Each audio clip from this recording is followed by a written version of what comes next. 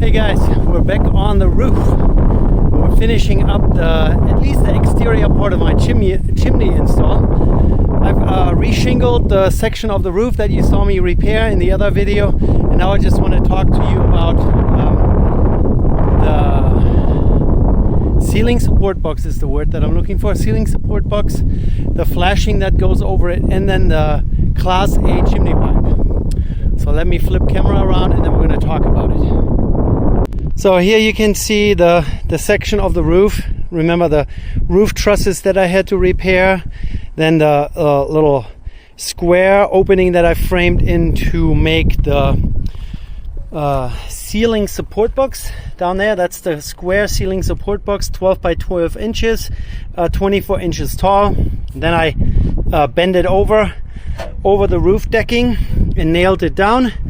And then the part that you see here, that's called the flashing. That is chimney pipe flashing. As you can see, I shingled up to about half of the opening.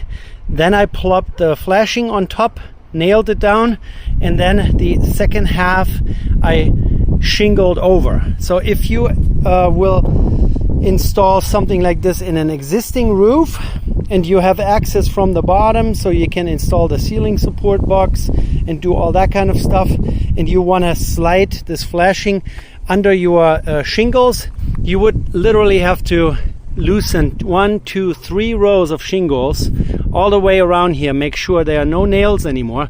Then slide the flashing under, cut out this nice arc here. The nicer you can cut it, the better it is.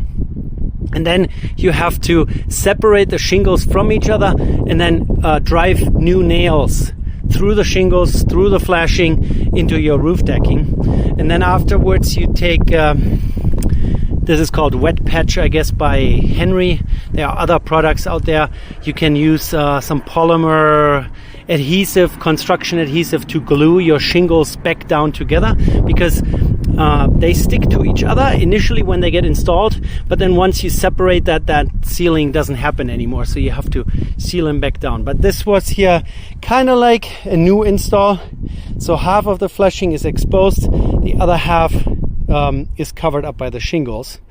And down there, the ceiling support box already has the opening for the Class A chimney pipe. A lot of people do, like my neighbors, for example, over there. That's Class A chimney pipe, but it's stainless steel, ridiculously expensive.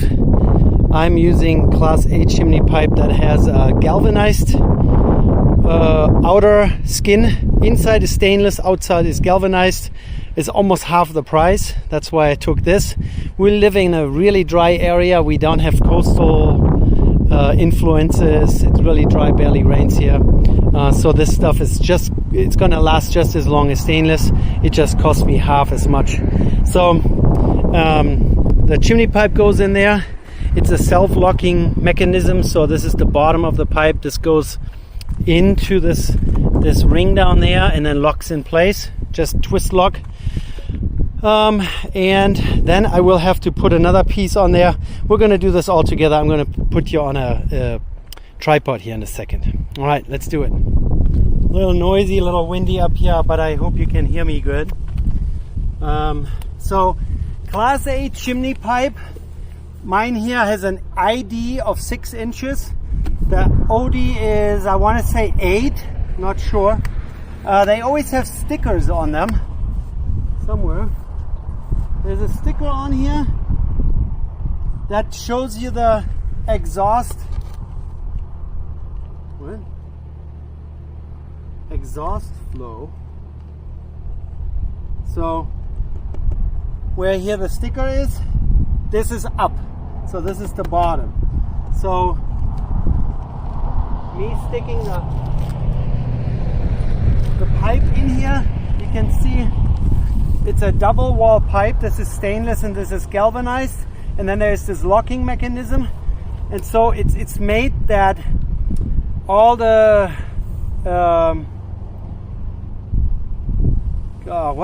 what is the residue that can accumulate on the inside of a chimney pipe? All right, you guys look that word up. so that if there's some liquid residue accumulating on the pipe, it always runs down inside the pipe and cannot get to the outside. That's why it's double wall. And so with the bottom end, which is this side, you just stick it in here through your flashing like so.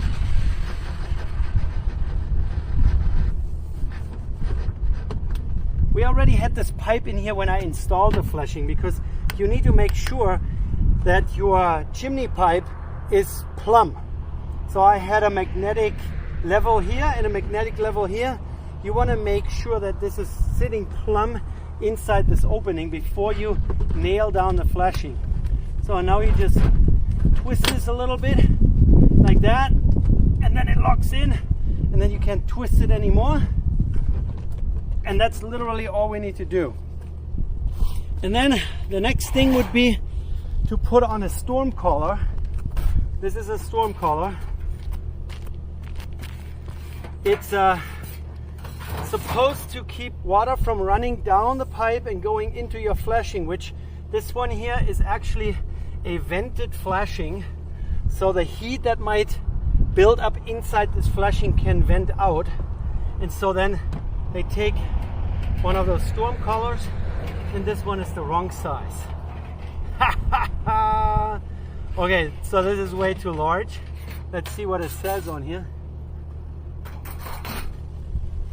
No stickers. This is the wrong size. So here's another 3-foot piece. Same mechanism, same deal. It kind of looks upside down because of this nice flange, but this is how it gets installed.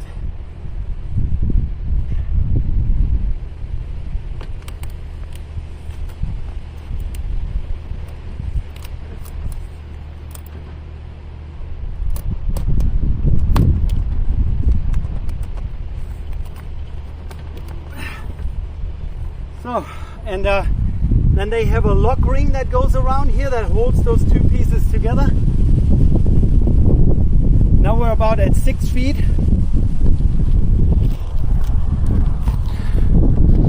Let me show you the whole thing. Maybe move you back a little bit. There you go. So 6 feet. This is sticking out. Now I'm gonna get a set of braces that get raised down to the roof. We'll see what that looks like.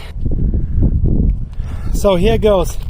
This is the locking band that goes around this connection here. I guess I will have to open this all the way up. Phillips head screwdriver is all that's needed.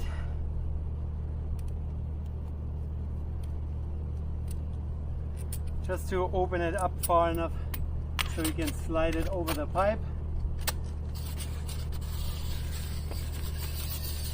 And then let's try the turning, twisting motion one more time. So it's really locked in down there and up here too. And then slide this band over those flanges here.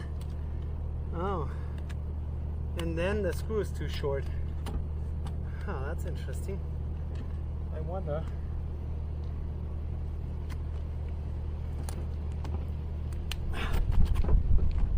Okay. I wonder what the story is with this. This band isn't long enough. Or the screw is not long enough. One or the other. Oh, that's interesting.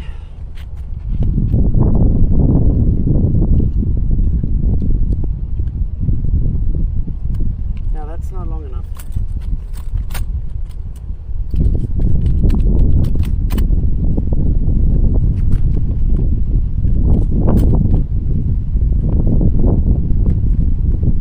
Either it's not locked all the way in, but I think so.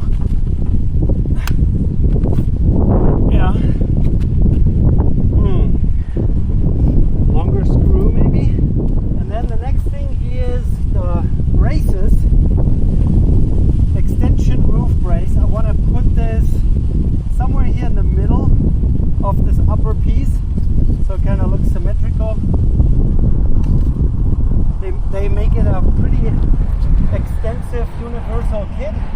can use it for 6-inch pipe, 7, 8, all the way up to 10. They make an extension that can be put in between to use it for larger pipe, so we're not going to need that.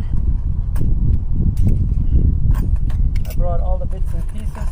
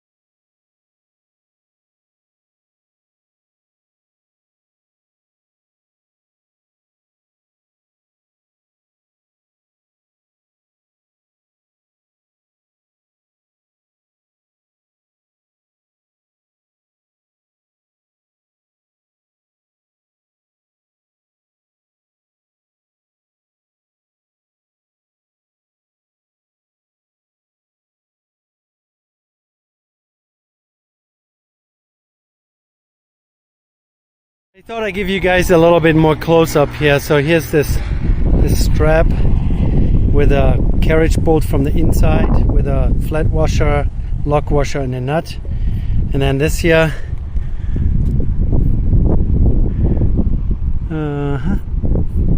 yeah, like that. And then here they don't want a lock washer. I guess there's enough tension on it to. Here are those brackets. It's like a two-piece, one from the bottom, one from the top, and then just carriage bolt and a nut. And since this is also pinching this together, I guess it doesn't really need a lock washer. And then look at this mess here, terrible. But yeah, I had to find the truss. I didn't want to trust just screwing into the roof decking. Here this all turned out a little nicer. Same story here. And now wiggling on this whole thing. There is no wiggling. It's really sturdy. So I like it. It turned out pretty well. Here again, the flashing. It's a vented flashing, so you have to have a storm collar over this. Let's hope that I don't get any rainstorm till Monday, but I don't think so. And here's this little locking ring that just kind of pushes on both of those edges here, and that holds it together, so you don't have to put screws in here. You can, but and yeah, here's the sticker with the exhaust flow this way. At the bottom of this pipe here is also the same sticker, so you just gotta pay attention to that. Don't install it upside down. And then that's literally the whole thing. A couple finishing touches. And then we should be good to go to hook up a stove from the bottom, from the living room side. And yeah, this is it, 6 feet. So the more chimney pipe you have, the longer it is, the better your stove will draft or pull air. Mine will be a total of about 11 feet. Some people say 12 is the minimum. So if we have any kind of issues, you can always take your cap off and add another piece. And then in a pinch, I can also take those connections loose and move this ring up a little bit. Loosen this all up again, because there is still quite a ways that I can extend those braces. But for now, I think this is going to do it.